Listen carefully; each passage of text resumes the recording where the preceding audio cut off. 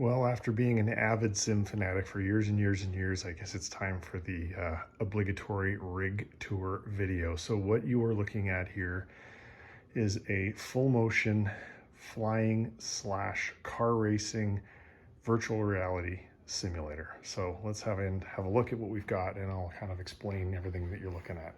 First off, you'll see here we've got 4 actuators. This is part of the SFX 100 motion kit, which is significantly less expensive than a D-Box.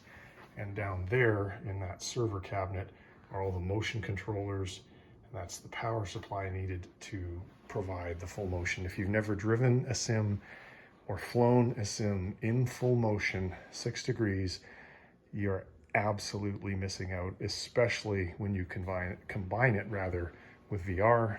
And so I've got an HP Reverb 2, and then I've got I think it's a 12,000 or 11.9 CPU with the 3080 Ti, soon to upgrade both of those to a 13.9K CPU and a 4090. You can see for the steering system, I've got the VRS direct drive right there with converted Fanatic rims.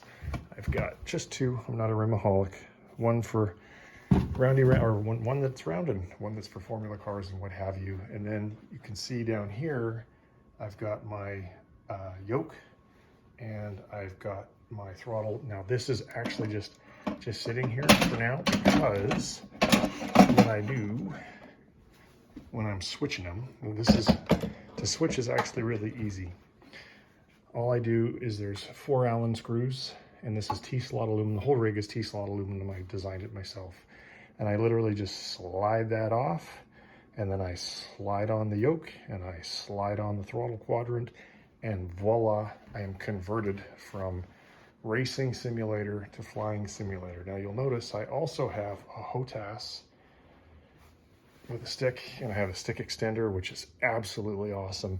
And that can actually be used with the steering wheel in place. So just before this video, I was doing some bush flying, so I didn't need to remove the steering wheel.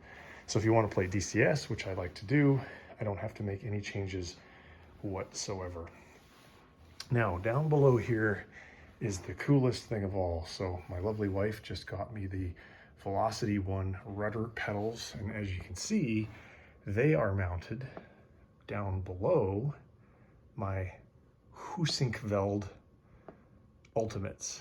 And the beauty of this setup is that I don't have to change anything or adjust anything or do anything to convert from flying to driving. So there's plenty of room for them to actuate.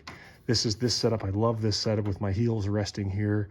So much more control. My other rudder pedals that I just took out, which were absolute garbage in comparison, were these ones here by Thrustmaster, but hey, they're only 60 bucks or something like that, so what do you expect? The ability to fly tail draggers and land tail draggers and compensate for the torque and so forth with those rudder pedals is absolutely awesome. Obviously, having the toe brakes, super cool as well.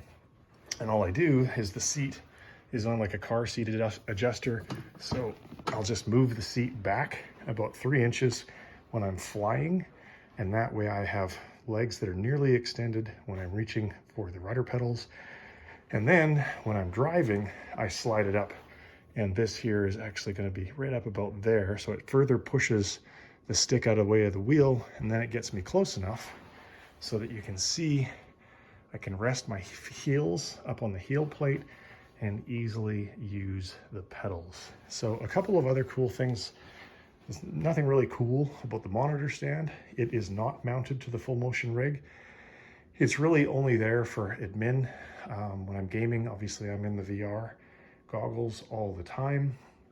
But the other really cool thing is you'll notice I have belts. So why do I have seat belts? I used to think seat belts, that's stupid. Why would you ever do that?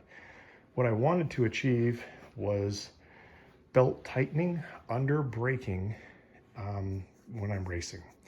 So I've got a 5-point system.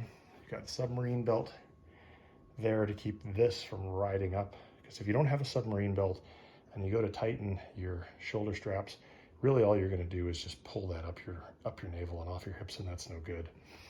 But the way that this works, you can see I've made this contraption back here. So this seatbelt bar, whatever you want to call it, is mounted. And I got the whole rig mounted on really, really heavy hardwood.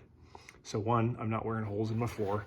And then I've got PT actuator cups. And then my buddy 3D printed these for me. So the rig doesn't walk around.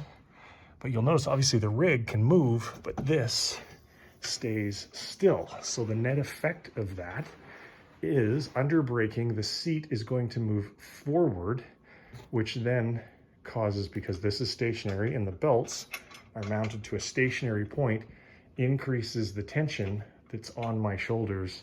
And so I've been able to achieve that really cool sensation, which I've now become super dependent upon to help me with braking without having to buy that super expensive brake rolly seatbelt thingamajiggy. So this is like the poor man's version. That's probably, I don't know, 70 or 80 bucks worth of T-slot aluminum and just some ingenuity to make it work. And it works absolutely beautifully. I've become so accustomed to driving now with the belts on and the extra feel from the belts that it feels really naked and weird when I don't have them on.